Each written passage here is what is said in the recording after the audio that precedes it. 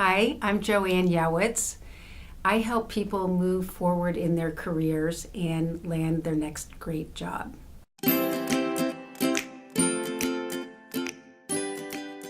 As a retained executive recruiter, that means that my firm has always been hired exclusively by the company to fill particular positions.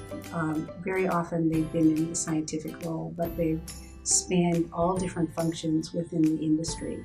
And that means as a recruiter that we work very closely with the senior managers of the company to determine what their needs are to fill a particular position and where the top candidates are going to come from.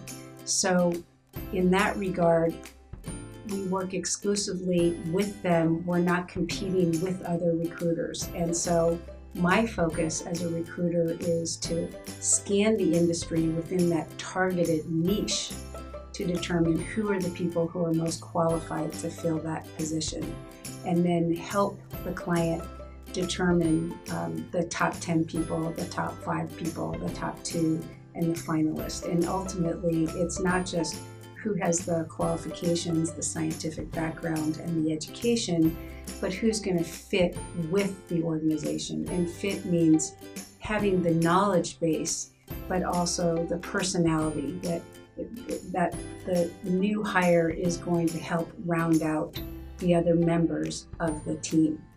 A contingency recruiter is the other side of this spectrum. They certainly provide a very valuable function as well, but their fees are contingent upon somebody being hired. So if any of you are familiar with how realtors work when they're selling real estate, they get paid if and only if they actually sell the property.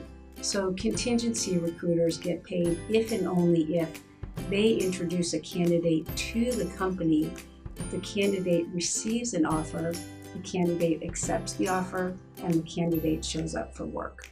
So it's really important to understand the distinction. For those of you who are completing your academic work and going out into the workforce, the advantage of working with a contingency recruiter is that they're going to be really eager to get your CV, your resume, to meet you. And one of the things they're probably going to ask is, who else have you spoken to?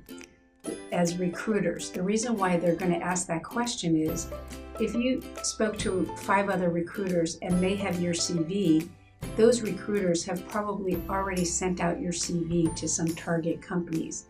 And so if you get offered a position with company ABC, and then the recruiter you're speaking to today sends in your CV, even if you get an offer from that company, the second recruiter will not get the fee. So they're really in fast mode.